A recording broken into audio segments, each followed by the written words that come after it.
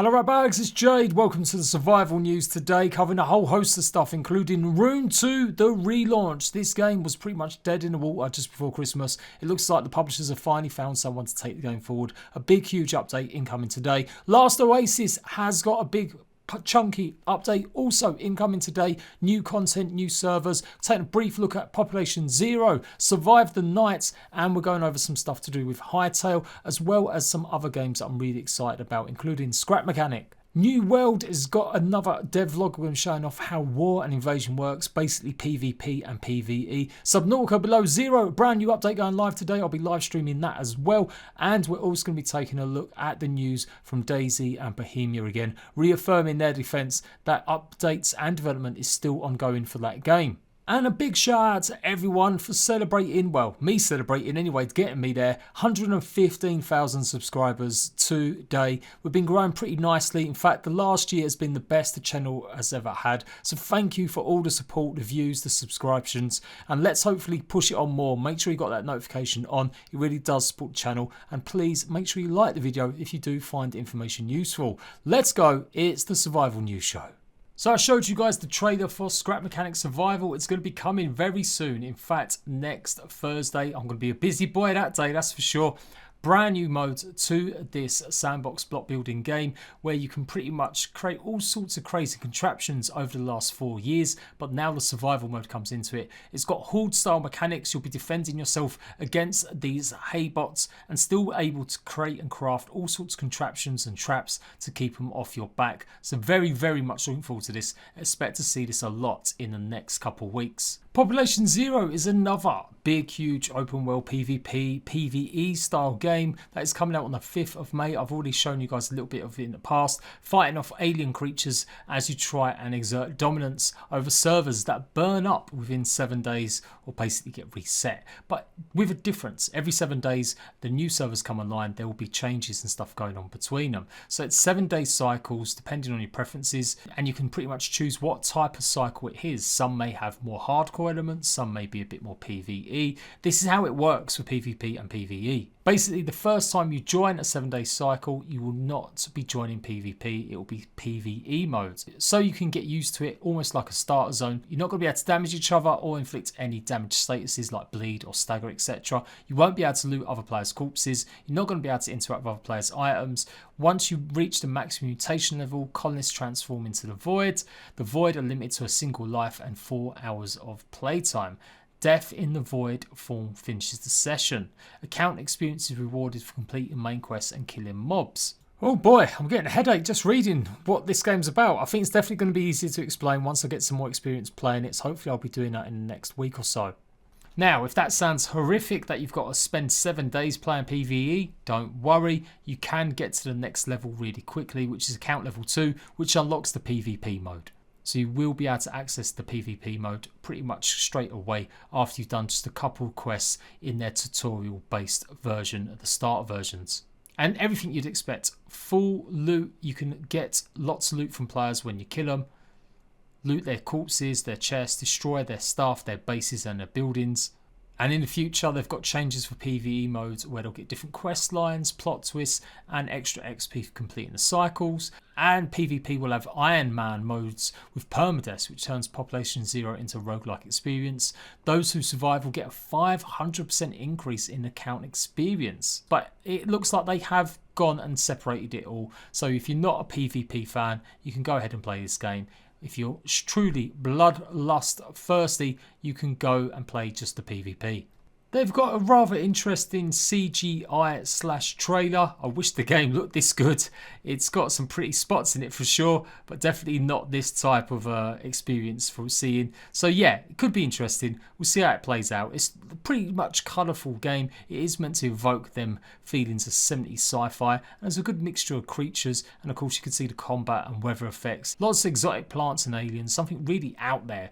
Another survival game set in a big, massive alien world, and of course the end of the servers where everyone becomes this void creature. Maybe I might have that wrong, but let's see how it goes. Respawn, reboot, back again, starting up another 7-day cycle. Bohemia Interactive are still on the defense a little over their recent news that basically they've shut down their main studio, or one of the big contributing factors to Dayz, leaving only a skeleton crew to run the live updates and the rest of the content for this year. They claim that they are going to be fully supporting Dayz as they planned in January, and it's important to note that's what they've said. But reading between the lines, the instances where they've lost a lot of team members to a rival company who've gone off to make their own survival game, and the fact that they made or they asked a bunch of other employees to work at other studios, it does look like progress in Dayz is a bit of a gamble at the moment. And I will keep saying that. I can't really see how anyone else can think different. Forget what the developers are saying. This is the same developer that took 7 years to bring Dayz out as a full game. This is the same developer that has postponed so many updates for that game, so many false promises that it would receive the content it wanted. And so trust for me in Dayz and Bohemia isn't exactly that great. A latest post from their recap post detailing all the progress of their games says that despite the rumours going around, we hope to share more information at a later date on the next game update. And of course, it's been 2.5 months since the last update. There's meant to be 5 coming out this year, and so far, if my memory serves me right, we've only had 1. So that's a lot of updates to fit in the next 6-7 months or so. Let me know what you're thinking about Dayz. If you've not seen that video, go and check it out yesterday, where I'll talk about pretty much the siphoning off of Dayz content and its developers. The New World developers are back with another update, pretty much recapping their plans that have been feeding us with their dev vlogs and dev diaries in the last few months. Of course, New World has been delayed. It was meant to be coming out in May fully, and the beta beginning this April. It's now been pushed back to July at the beginning of the beta, and full release in August. Part of that, of course, is War and Invasion, which details in this dev vlog, again, more of what to expect when you go up against another rival clan or tribe.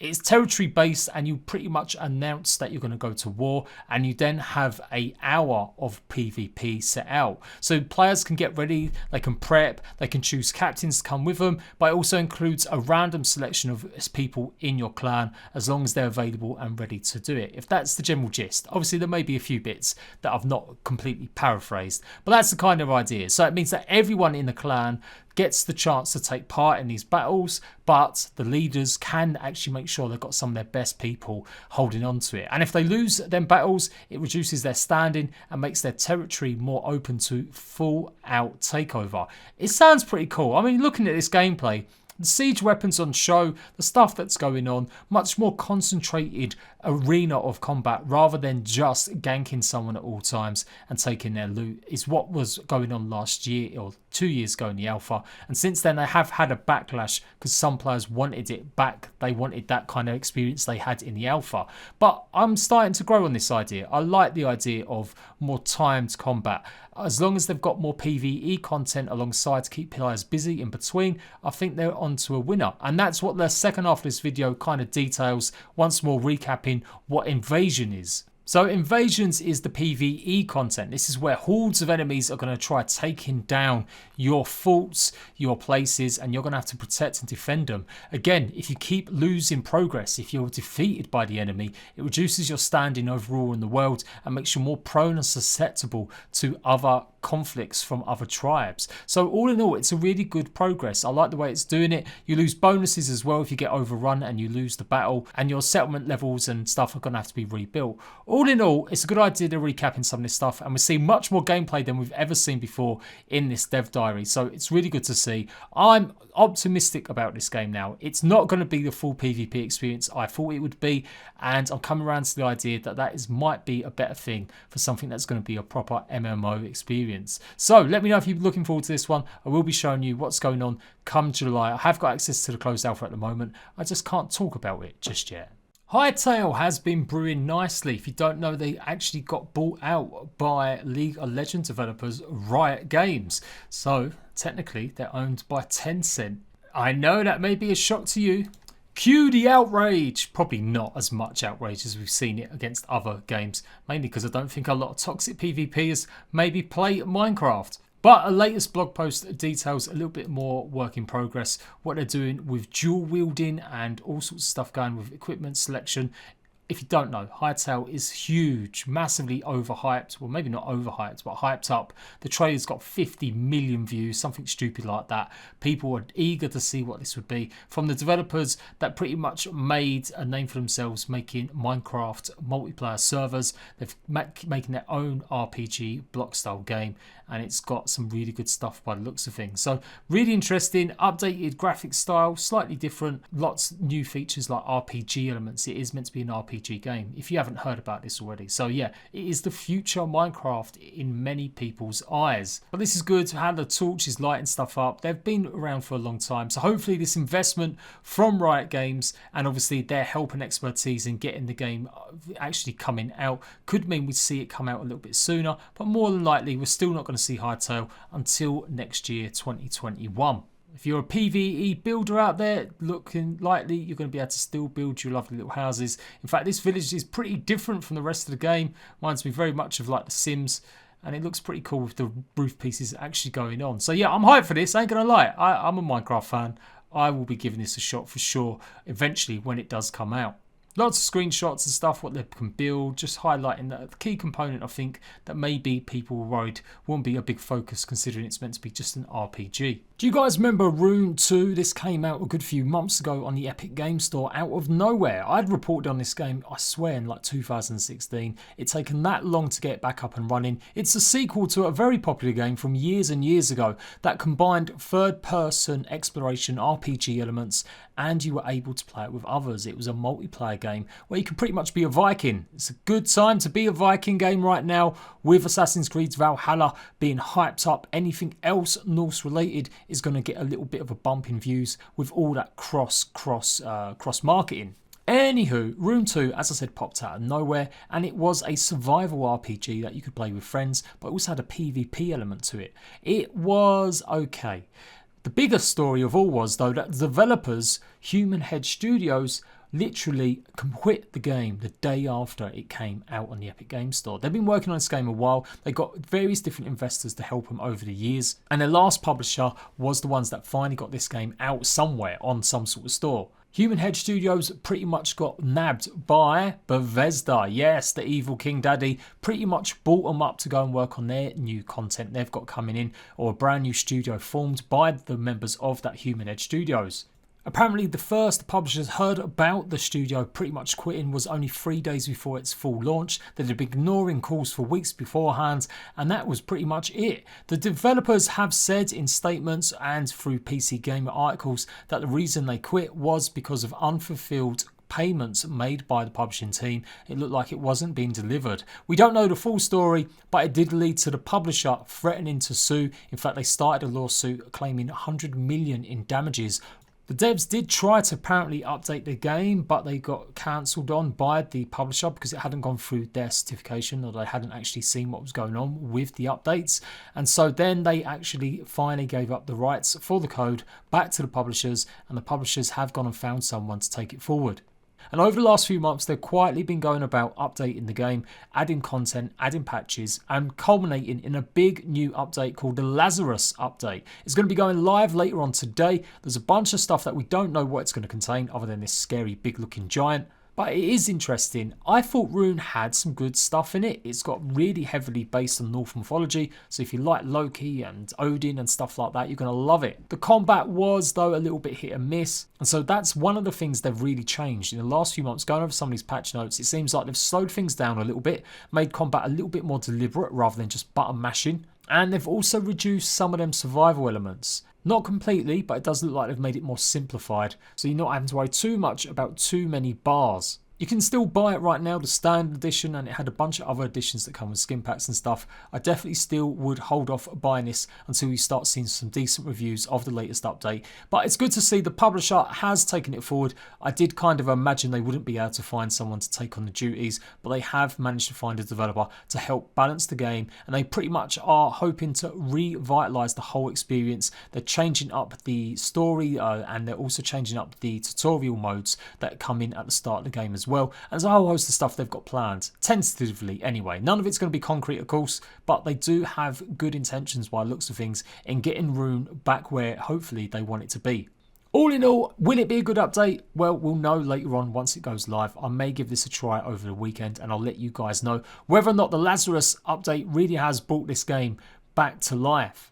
The latest update for Subnautica Below Zero is out on PC. It's a complete revamp of the story, a brand new intro sequence, and a whole host of improvements and items been added to the game. Of course, it's not the full completed game, it's still in early access. There's going to be lots more story to come that you won't experience in this update, but they have pretty much rejigged and redone the whole start of it, how you learn. In the original, you're kind of just exploring, it's a planned experiment, you're talking to people on a space station above you, you're in contact with your sister as you run around, explore a bit of frozen stuff, and a storm comes in and it means that you have to pretty much go and survive on your own for a little while and investigate a few things while you're still waiting for help from your team. It looks like that has changed dramatically. Now you're looking for your missing sister. You've crash landed on this planet and you're desperately trying to find out what's happened to her. So all in all, I'm going to be trying this out. I think I will be live streaming this today, so check me out on YouTube to see what's going on with the latest Frostbite. No news still about console. Remember, it won't probably be coming out until it hits full 1.0 release, and that's probably not going to be happening until much later on in the year. Last Oasis content patch is indeed going live today. It's hopefully going to have a bunch of new stuff. We're expecting new event servers, a whole host of new servers that you're going to have to move over to because a lot of them are going to be burned up. Don't forget, that's the whole point of Last Oasis, that you're running away from servers being burned in the blazing sun. They've maybe got the new Mollusk Walker in this one as well, although that's not 100% confirmed. And we are hoping that private servers are going to be going live as well very, very soon. 4 hours of maintenance though seems a bit extreme, but that's what's going to be happening. So eventually we'll get to play it. I will be live streaming this at some point as well tonight. Survive the Nights had an update last week that I didn't really cover much. I really want to give this game another try. I quite liked it when it launched. I found it actually more responsive in parts than Dayz. Another, yes, zombie survival experience that you play with your friends, but there's more focus on traps and being able to fortify your defenses, not necessarily just build your own bases, but more about making living houses and buildings your own. The latest update adds a new point of interest, or a revamped one, a police station filled with convict zombies. Is there anything worse than convict zombies? It also highlights all the brand new building features they've got, how you can now have different materials and how you'll be using them to fortify your base. So yeah, absolutely want to give this one a shot. Another game that's been around in alpha for so many years, it finally hit early access earlier on this year, and I definitely want to see it succeed a little bit more. I think it's got some good stuff in it. Developers are actively trying to improve and update the game on a regular basis, and for sure I really like what I'm seeing in some of these videos. There's a really lengthy video, it's about 5 minutes long, a dev vlog. I'm going to link it in the comment section if you want to see more about this game with the developers actually talking over it and talking about what they've been adding recently. So for sure, if you're looking for a new survival experience and you're not a fan of Deadside's pretty much speed hacker problem they've got at the moment, this might be the one for you. And there we go, guys, another survival show. 2 days running, in fact, you've had it this week. I will try and space them out a little bit next week, but there's been so much news towards the end of the week, I kind of knew I would have to maybe do double episodes. I am making sure I'm getting at least 2 of these out a week for you guys. And if there's any other games that are not on my radar you've seen in the last few episodes, make sure you let me know. Any brand new survival games you heard about, excited about, come and join the Discord and join the discussion, or follow me on Twitter to keep up to date with even more of this kind of stuff. I am JPG. I will always deliver you the best and first news on survival games coming to console and the newest ones appearing on PC. Until next time, Ratbags, I'll see you later.